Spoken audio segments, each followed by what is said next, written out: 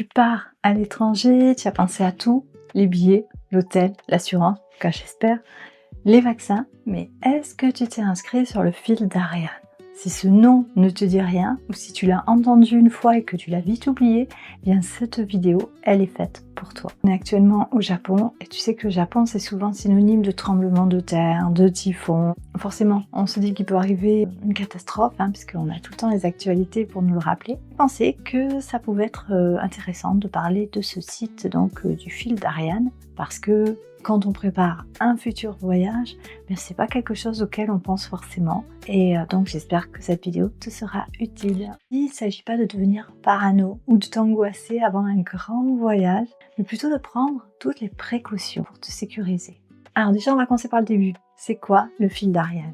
Alors, le fil d'Ariane, c'est un service qui est gratuit, qui est mis en place par le ministère de l'Europe et des Affaires étrangères, et qui va permettre aux ressortissants français qui voyagent ou qui sont résidents à l'étranger de se signaler auprès de leur ambassade ou bien auprès de leur consulat.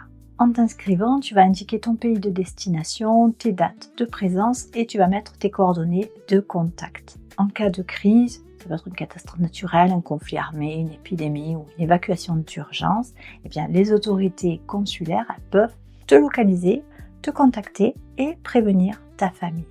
Alors je te rassure, c'est pas de l'espionnage, c'est pas une façon pour l'État de suivre tes moindres faits et gestes. C'est plutôt un registre de sécurité. Si une crise elle survient dans le pays où tu te trouves, les services consulaires savent que tu es là. Et quand tout s'accélère, que c'est le chaos autour de toi, savoir qu'on est répertorié, ça va changer radicalement la donne. Je mettrai sous la vidéo le lien pour t'inscrire gratuitement à ce service gouvernemental. Donc voici pourquoi ce petit geste il peut être indispensable. En premier, ça va te permettre de recevoir des alertes en temps réel. Imagine, tu es en train de randonner dans un coin reculé ou de profiter d'un café tranquille. Et soudain, la situation politique elle bascule. Ou bien un séisme important vient de se produire. En étant inscrit sur Ariane, tu reçois des SMS ou des mails officiels. Ce ne sont pas des rumeurs que tu vas trouver sur les réseaux sociaux. Ce sont des consignes claires. Restez chez vous, évitez tel quartier, rejoignez tel point de rassemblement. Ça va te permettre surtout d'être secouru plus rapidement. En cas d'une catastrophe majeure, le consulat il doit savoir combien de Français sont présents dans la zone afin d'organiser les secours ou bien les évacuations. Si tu n'es nulle part sur leur radar, tu es invisible. C'est aussi simple que ça. Troisième point, ça va pouvoir aussi rassurer tes proches. Lorsqu'il y a une catastrophe qui fait la une des journaux en France, ta famille panique. Et le fil d'Ariane va te permettre de désigner une personne de contact en France.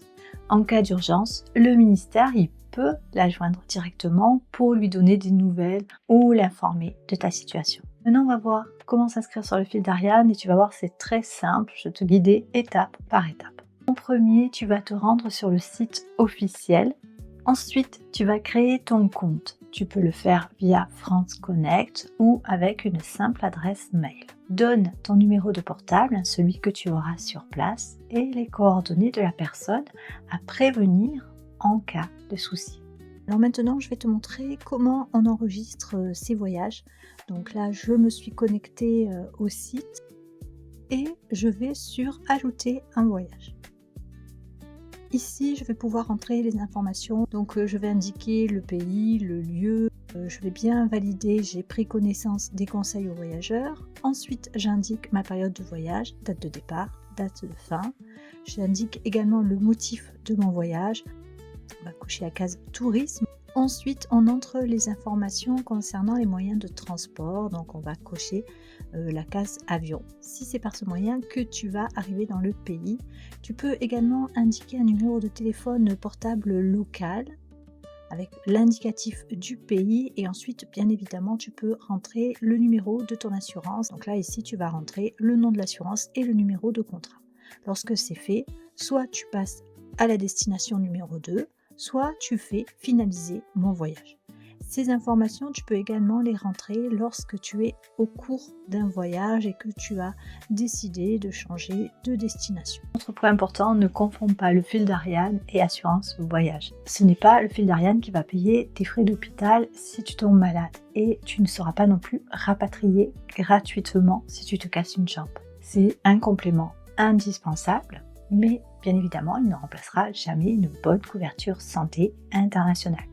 Pour nous qui bougeons beaucoup, puisque ça fait 13 ans qu'on voyage à plein temps un petit peu partout dans le monde, on a choisi comme solution Safety Wing. Donc j'en ai déjà parlé dans une vidéo, je te la mettrai juste à la fin. Alors quand on choisit la vie de nomade ou bien quand on part pour un long voyage, la liberté c'est notre moteur. Mais cette liberté, elle ne doit pas rimer avec insouciance totale. Je pense avoir tout dit. J'espère que cette vidéo te sera utile si tu prépares un voyage prochainement et que tu partes pour 15 jours en Thaïlande ou pour 3 mois au Japon comme nous. Eh bien c'est un réflexe de voyageur à avoir. Je te laisse et on se retrouve dès la semaine prochaine pour une nouvelle vidéo. Si tu n'es pas encore abonné, je t'invite à le faire. Et si tu as des questions, je te laisse les mettre dans les commentaires sous cette vidéo.